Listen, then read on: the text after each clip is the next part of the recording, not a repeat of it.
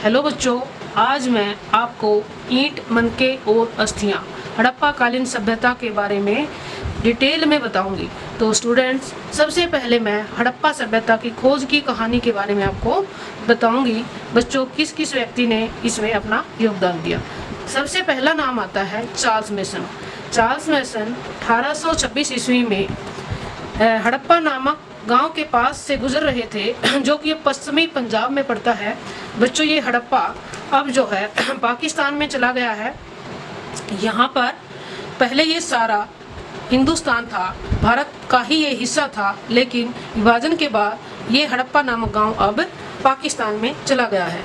बच्चों, यहाँ पर जब वो जा रहे थे यहाँ से, तो हड़प्पा के पास एक टीले से कुछ लोग, ऐसे एक टीला बना हुआ था, कुछ लोग खुदाई कर रहे थे और उससे ईंटें निकाल रहे थे और उन ईंटों पे चित्र बने हुए थे। जब चार्ल्स मैसन ने उन लोगों को देखा कि एक टीले से ऐसी ईंटें निकल रही हैं, तो उन्होंने उनसे पूछा कि आप ये क्या कर रहे हो। उन लोगों ने बताया कि यहाँ से ईंटें निकलती हैं और इस टीले की खुदाई करने के बाद इन ईंटों को हम अपने घरों में प्रयोग कर लेते हैं, घर बना लेते हैं, और ऐसा जिसको भी घर बनाना होता है वो यहाँ से ईंटें निकाल कर ले जाता है। तो चार्ल्स मैसन ने इस टीले की घटना का जिक्र अपनी एक पत्रिका नैरेटिव ऑफ जर्नी में किया, और इसके बाद बच्चों ये बात यहीं पर खत्म हो गई। अब दूसरा नाम आता है ब्रंटन बंधु का। ब्रंटन बंधु दो भाई थे, जेम्स बंधु और विलियम बंधु। ये दोनों अंग्रेज इंजीनियर थे। बच्चों, उस समय भारत में रेलवे लाइन के निर्माण का कार्य चल रहा था। रेलवे का विस्तार ब्रिटिश सरकार करवा रही थी भारत में। तो उस समय इन दोनों भाइयों को लाहौर से कराची तक, ये लाहौर है बच्चों यहाँ पर, और यहाँ से लेकर ये कराची है, यहाँ तक ये रेलवे लाइन को बनाने का काम कर रहे थे। तो इनको ये काम मिला हुआ था, तो इनको इस कार्य के लिए पत्थर की जरूरत थी। अब इनको आसपास पत्थर तो नहीं मिले, लेकिन जो हड़प्पा नामक गांव के पास टीला था, वहां से इन्होंने ईंटें निकालकर इस रेलवे पटरी का निर्माण कार्य पूरा किया, और इस टीले का जिक्र उन्होंने अंग्रेजी सरकार को किया। इसके बाद बच्चों नाम आता है अलेक्जेंडर कनिंघम का। अलेक्जेंडर कनिंघम, जिन्होंने 1861 ईस्वी में पुरातत्व विभाग की स्थापना की थी, उनका इसमें इन दोनों से ज़्यादा योगदान था, क्योंकि इन्होंने इस टीले के नीचे जो सभ्यता दबी हुई थी उसको बाहर निकालने का शुरुआती काम किया था। बच्चों, इन्होंने जो प्रयास किए वो मैं आपको ये पॉइंट्स में बताती हूँ। जैसे सबसे पहले उन्होंने 1853 से 56 ईस्वी के बीच हड़प्पा की कई बार यात्रा की। फिर इन्होंने देखा कि इसके नीचे कोई सभ्यता दबी हुई है, प्राचीन सभ्यता, और ये बताया उन्होंने इस टीले के नीचे किसी प्राचीन सभ्यता के दबे होने की संभावना है। इसके बाद इनको एक मोहर मिली और एक रिपोर्ट पूरी इसकी तैयार करके इन्होंने एक रिपोर्ट तैयार करके और इस मोहर के साथ उसको छापा। लेकिन बच्चों, उनको इस हड़प्पा सभ्यता का पता नहीं लग सका कि ये कितनी पुरानी है, ये कौन सी सभ्यता है। इसकी वजह ये रही क्योंकि इनका जो इंटरेस्ट था, इनकी जो रुचि थी इतिहास में, वो 6वीं सदी ईस्वी पूर्व से लेकर 4वीं सदी ईस्वी पूर्व के इतिहास में थी। तो इसलिए इनको इससे पहले की किसी भी सभ्यता के बारे में कोई ज्ञान नहीं था, और उससे संबंधित ये इसकी कोई भी जानकारी नहीं जुटा सके। इन्होंने इस सभ्यता को पहचान करने के लिए किस किस सामग्री का प्रयोग किया।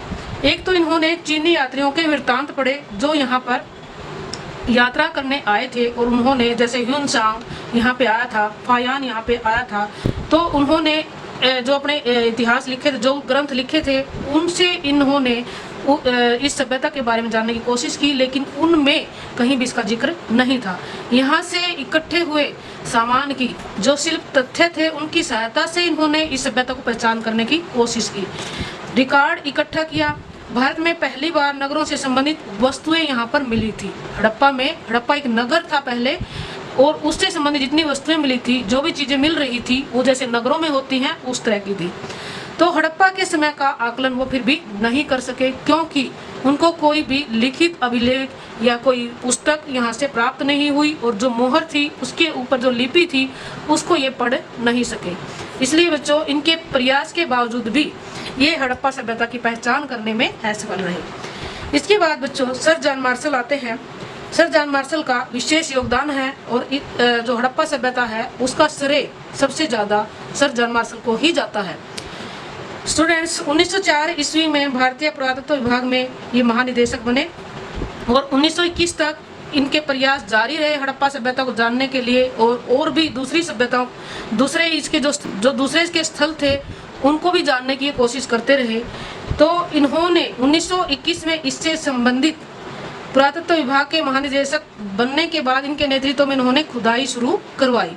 इनके नेतृत्व में जो सर जॉन मार्शल के नेतृत्व में दयाराम साहनी, जिन्होंने 1921 ईस्वी में हड़प्पा नामक गांव की या जो आज वहां पर हड़प्पा नामक गांव है उसके पास जो टीला है उसकी खुदाई शुरू की, जो पहले कभी नगर हुआ करता था।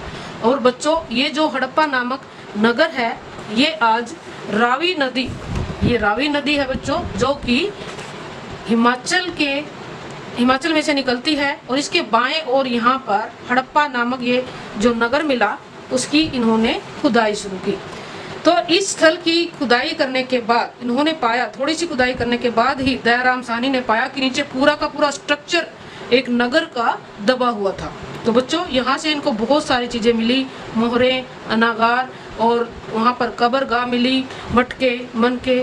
तो ये सारी चीज़ें देखकर इनको अंदाजा हो गया कि जरूर ये कोई प्राचीन सभ्यता है। उसी समय बच्चों 1922 ईस्वी में राखल दास बनर्जी के नेतृत्व में मोहनजोदड़ो की खुदाई हो रही थी। 1922 ईस्वी में राखल दास बनर्जी ने सिंधु नदी के दाएं किनारे पर मोहनजोदड़ो नामक नगर की खोज की। 1922 ईस्वी में मोहनजोदड़ो, जो कि मोहनजोदड़ो इसका नाम क्यों पड़ा है, कहते हैं कि ये मृतकों का टीला था। इसकी 7 सतह मिली थी और इसीलिए इसको मृतकों का टीला बोला जाता है, इसका नाम मोहनजोदड़ो रखा गया।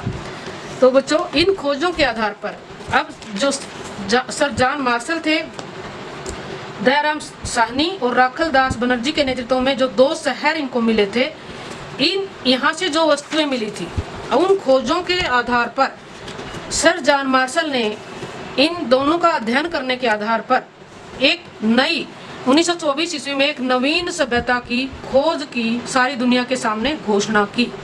इन्होंने कहा 1924 ईस्वी में कि ये एक नवीन सभ्यता है और पूरी दुनिया के सामने इस बात को पहली बार रखा गया। बच्चों ये बात इन्होंने किसके आधार पे कही थी? क्योंकि दोनों स्थलों से मिली हुई मोहरों में समानता थी, इसलिए इन्होंने कहा कि दोनों जो स्थल हैं एक ही सभ्यता से जुड़े हुए हैं। नगर निर्माण योजना में समानता थी, दोनों नगरों का जो निर्माण था, जो योजना बनाई हुई थी नगरों को बसाने में, वो एक जैसी थी। खुदाई में जितनी भी वस्तुएं मिली थी वो भी सभी लगभग एक जैसी थी। तो बच्चों पहली बार पूरी दुनिया के सामने 1924 ईस्वी में एक नई सभ्यता के बारे में घोषणा की गई और पूरे संसार में इस घोषणा के बाद जैसे सनसनी फैल गई। लंदन में प्रकाशित एक साप्ताहिक पत्रिका में छापा गया और पूरे संसार में इससे सनसनी फैल गई। एक नई सभ्यता के बारे में जानने की सबकी उत्सुकता बढ़ गई। हड़प्पा जैसी मोहरें ही मेसोपोटामिया में भी पाई गई। मेसोपोटामिया जो आज का आधुनिक इराक है, वहाँ की सभ्यता पुरानी सभ्यता थी, जो कि हड़प्पा सभ्यता की समकालीन सभ्यता थी। तो इन मोहरों के वहाँ मिलने से भी ये साबित हो गया कि यहाँ पर कोई सभ्यता थी जिसका व्यापार मेसोपोटामिया में होता था। तो इन सब खोजों के आधार पर सर जॉन मार्शल ने एक नई सभ्यता, हड़प्पा सभ्यता को पहली बार दुनिया के सामने। तो बच्चों सर जॉन मार्शल ने जैसे पूरी दुनिया के सामने एक नवीन सभ्यता की खोज की थी, इस आधार पर S.N. राव ने अपनी book the story of Indian archaeology में उनके बारे में लिखा कि मार्शल ने भारत को जहाँ पाया था उसे उससे 3000 वर्ष पीछे छोड़ा। अब इसके बाद बच्चों सर जॉन मार्शल ने उत्खनन की नई तकनीक शुरू की। इसमें उन्होंने क्या क्या जो है टेक्निक्स अपनाई। एक तो वो पेशेवर पुरातत्वविद थे, यानी पहले भी अन्य सभ्यताओं की जो है खोज करने में वो माहिर थे। जैसे यूनान और क्रीट में उत्खनन का उनको अनुभव था। आकर्षक खोजों में उनकी रुचि थी, यानी नई नई खोजों में उनकी रुचि थी, उनका इंटरेस्ट था। दैनिक जीवन पद्धतियों को जानने का वो प्रयास करते थे। लेकिन बच्चों उन्होंने जो उत्खनन कार्य वो करते थे उसमें स्तर विन्यास की अनदेखी की और समान परिमाण वाली नियमित अक्षैतिज इकाइयों का एक साथ उत्खनन किया। यानी स्तर विन्यास क्या होता है बच्चों? जैसे मोहनजोदड़ो के 7 स्तर कहे जाते हैं, यानी ये शहर 7 बार बसा था और 7 बार उजड़ा था, ऐसे कहा जाता है। तो इसकी 7 सतह बन जाती हैं, इसके 7 स्तर बन जाते हैं। तो उन 7 स्तर को इन्होंने एक ही साथ जैसे इस तरह से ये जिनका परिमाण था, इनको एक ही साथ खुदाई करना शुरू करवा दिया, यानी ऊपर से नवीन स्तर, फिर दूसरा, और इस तरह से इन्होंने खुदाई शुरू करवाई। तो इससे क्या, और इसके बाद इन्होंने क्या किया कि जो प्राप्त वस्तुएं थी उनको सामूहिक रूप से वर्गीकृत कर दिया, बांट दिया। जैसे जो उनको मृद भांड मिले थे, जो मिट्टी के मटके वगैरह मिले थे, उनको एक साथ रख दिया सभी स्तर की वस्तुओं को, और जब सभी स्तर की मूर्तियां मिली थी उनको एक साथ रख दिया, जितने आभूषण इनसे मिले थे उनको एक साथ रख दिया, और जितने जो है ईंटें मिली थी उनको एक साथ रख दिया। ऐसे ही और भी जितनी वस्तुएं मिली थी उन सबको एक साथ रख दिया। इसका परिणाम क्या निकला बच्चों कि एक बहुमूल्य जानकारी विलुप्त हो गई। कैसे? जैसे नवीन स्तर की वस्तुएं जो है वो अलग तरह की थी, और प्राचीन स्तर की अलग तरह की थी, और जो बीच वाले स्तर थे उनकी अलग तरह की थी। अब वो सभी मिक्स हो गई थी, जिससे उनके समय का पता नहीं चल सका कि ये कौन से समय की हैं।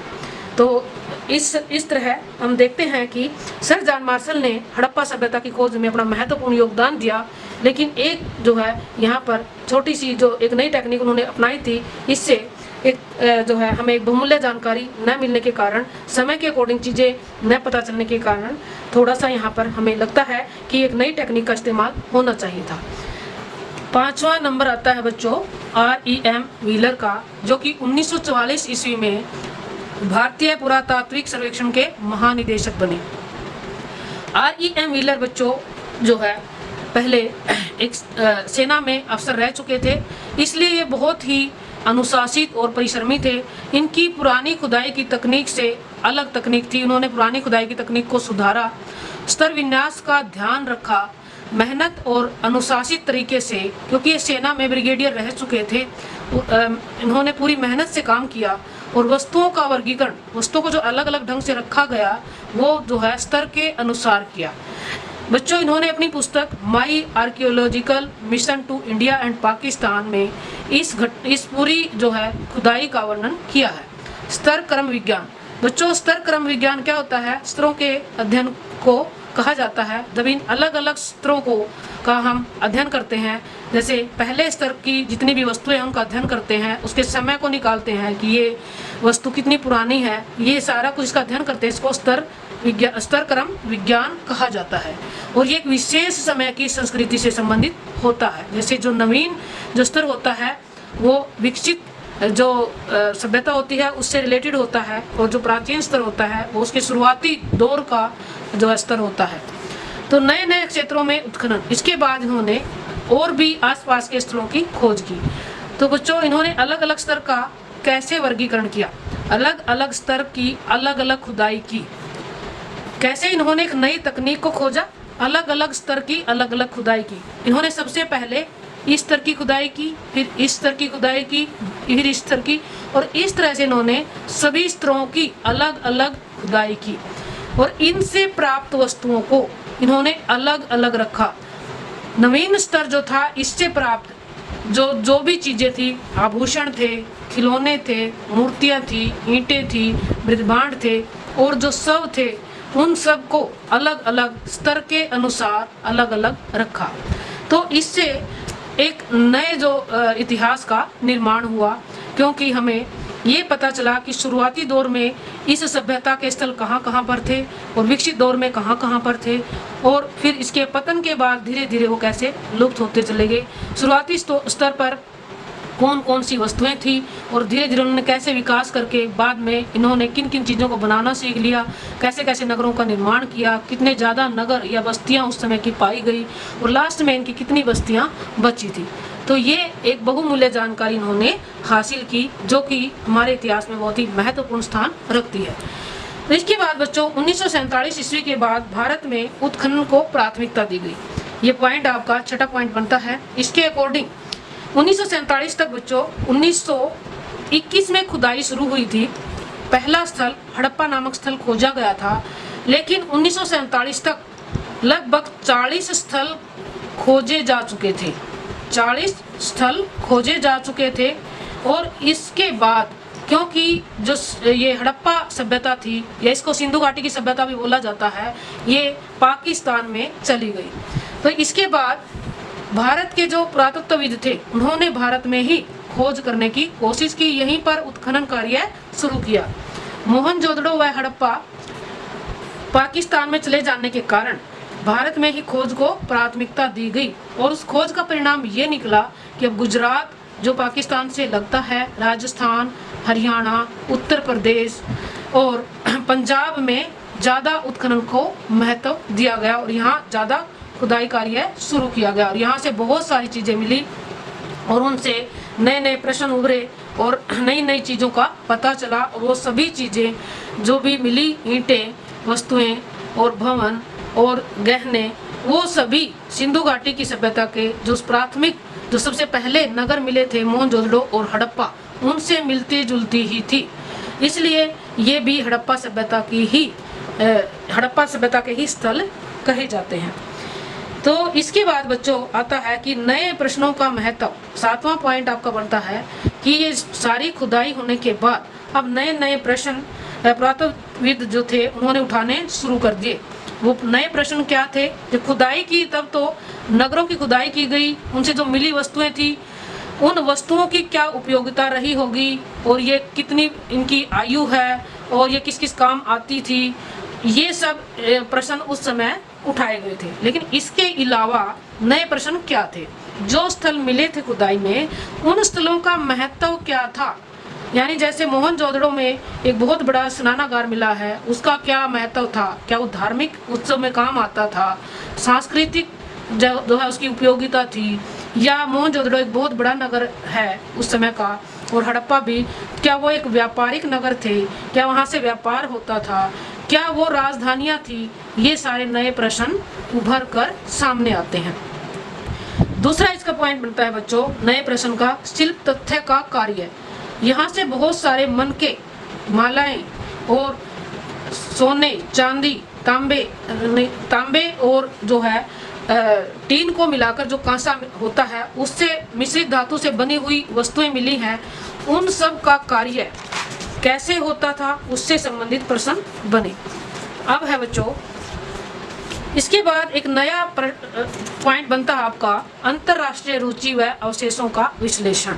अब जो पुरातत्वविद थे उन्होंने जितनी भी खोजें की अब ये अंतरराष्ट्रीय स्तर तक फैल चुकी थी और जो उसके अवशेष मिले थे वहाँ से उनका विश्लेषण करने के लिए उनका जो है किस काम में वो आते हैं, क्या उनकी उपयोगिता रही होगी, क्या वो राजनीतिक तौर पर जैसे राजधानियाँ थी मोहनजोदड़ो या हड़प्पा, क्या वहाँ से मिली हुई वस्तुएं जो है ये दर्शाती हैं कि वो व्यापारिक नगर थे और किस तरह से वहाँ के नगरों की योजना बनाई गई थी, वहाँ की जो नालियों का निर्माण था, वो सब पूरा विश्लेषण करके उन सब चीज़ों का ध्यान रखा गया कि जो हड़प्पा और मोहनजोदड़ो और अन्य स्थलों से मिली हुई वस्तुएं हैं और इन सब चीज़ों का अंतर्राष्ट्रीय स्तर पर विश्लेषण किया गया। अब ये नए इसके विश्लेषण के क्या क्या पॉइंट्स थे?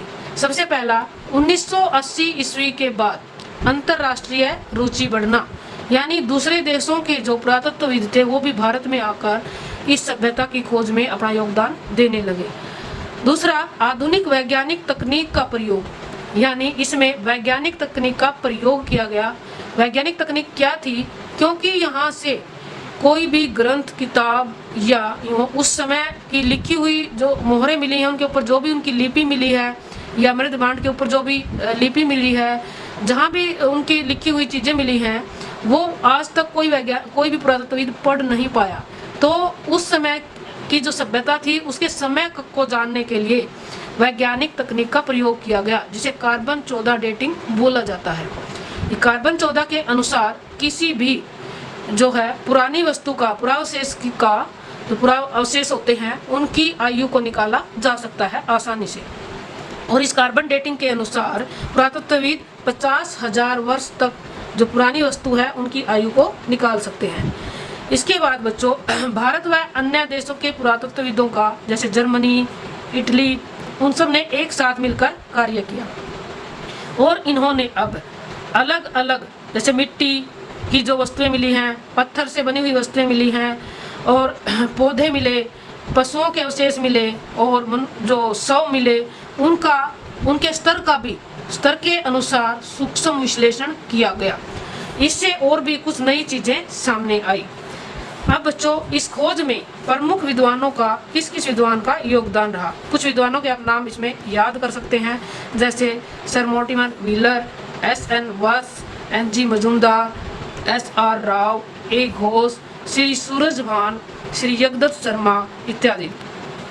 तो बच्चों इन सभी विद्वानों ने किस किस कार्य में योगदान दिया, इस सभ्यता के किन किन प्रश्नों को हल करने में योगदान दिया, इस सभ्यता का उदय कब हुआ, इसका विस्तार कैसे हुआ, इस सभ्यता का आर्थिक जीवन कैसा रहा होगा, धार्मिक जीवन कैसा रहा होगा, राजनैतिक जीवन कैसा होगा, इसकी जो कला थी उसके बारे में नए नए तथ्यों को जानना, उसका पतन कैसे हुआ होगा। ये सारे जो प्रश्न थे इन सबको इन विद्वानों के द्वारा हल किया गया और आज भी इसकी खोज जारी है। बच्चों निष्कर्ष में आप लिख सकते हैं कि इन सभी विद्वानों द्वारा जिन जिन स्थलों की खोज की गई और उन सभी का जो विश्लेषण किया गया उसके आधार पर आज हमारे सामने हमारी सबसे प्राचीन हड़प्पा सभ्यता के बारे में हम जो है जान पाए हैं और उस समय हमारा देश कितना विकसित था ये जान पाए हैं और विश्व के सामने हम ये बता सकते हैं कि हमारा देश कभी विश्व गुरु रहा था। क्यों?